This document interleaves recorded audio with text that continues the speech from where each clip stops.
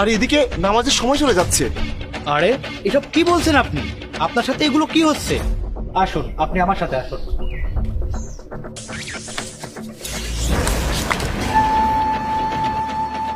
আরে এটা আপনার সাথে কি হলো? আপনি আবার চেষ্টা করুন। আসুন।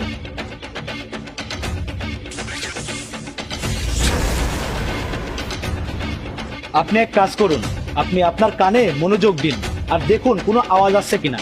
আপনি আবার চেষ্টা করুন। ঠিক আছে ইমাম সাহেব। তুমি সুদখোর, বের হয়ে যাও ওটা ঘর থেকে। তুমি সুদখোর, বের হয়ে যাও ওটা ঘর থেকে।